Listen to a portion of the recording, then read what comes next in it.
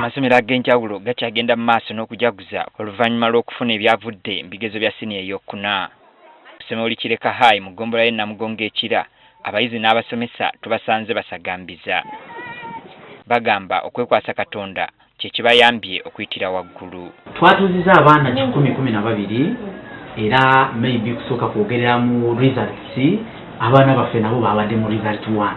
Naye ate ekyenjawulo sofa twafunye A ndaba 84 B 49 era wentwalira omukisa okwebaza Katonda nti abaana baffe bayise manyi ffe Kireka High School tuyita buli mwana kasita aba qualifying okugenda mu secondary tugamba jangu ffe tu squeezing water out of the rock. Funye M nefuna B nya ne C nefunamu nya. Olw'okuba nti bano be bayizi abasooka okutuula mu nsoma empya basanga okusomozebwa okw'amaanyi. Ate kati answering nebanga okusomeza kwadde mu answering nnyo ngeri approaching mu question. Also understanding what the question is, but the way to answer it is mbadde nsomera ku Nalya SS Bwegere nebaza Mukama Katonda okunnyamba ofuna E5 ne B4 mu bibuuzo byange bya UCE. Ku ssomero Light Secondary and Vocational e Bulenga babadde mu kusagambiza naye olw'okuyita obulungi. Eno abayizi tubasanze ku misito gya nnyama. Twebaza Katonda ku ebibuuzo byaffe ebikomyewo. Nafunye result 1.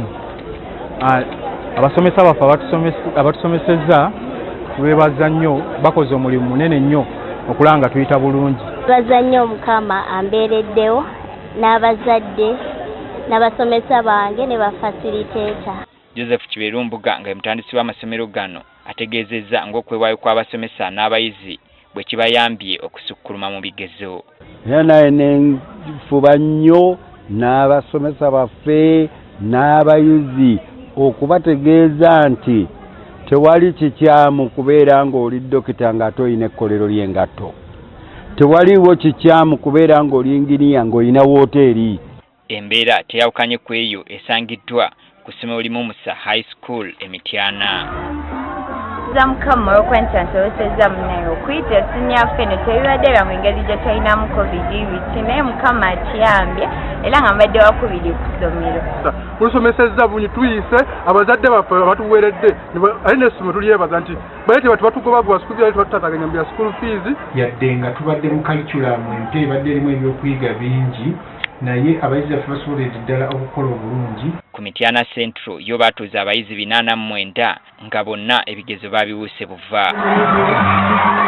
Katonda olw'okubanga abayizi baffe bakoze bulungi twatuuza abayizi 449 ku main center era nga abayizi 495 bafunye result 1. Ne ku St Elizabeth Girls School e Mityana nabo olwaleero basibye mu bbinu. Akulira essomero lino Silivia Namabidde ategeezezza ng'ensoma empya bwe bagisaako nnyo essira okuviira ddala ku ntandikwa kyagamba tikibayambye okuyita obulungi. Tulina ezi nyingi nnyo, tulina bizi nyingi nnyo. Bw'oba ozaagala mu Mityana zonna ozisanga ku St Elizabeth Girls School. Naye nga twebaza Mukama Katonda, twebaza abaana baffe kubanga bassaamu amaanyi. Ku St Kizito High School e Namugongo nabo babinuse masejjere. Abaana 17 nga era ffenna ddala twakoledde ddala bulungi nnyo ddala. Twebaza Katonda ffenna twayise era twavuddeyo ng'abawanguzi.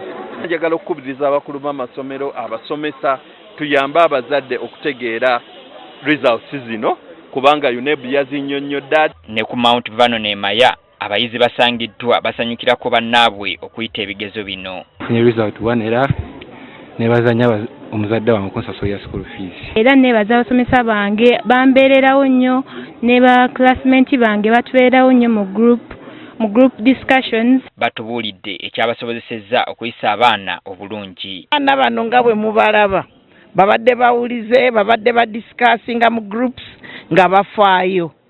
Era nga moto yaffe bwegamba today is to do balwanye and this is the beginning. Baffe bonna bayise bulungi nga bafuna A, B ne C zokka. Kati bano balindiridde kulaba bwe bagenda kweyongerayo n'emisomo gyabwe ku mutendera oguddako.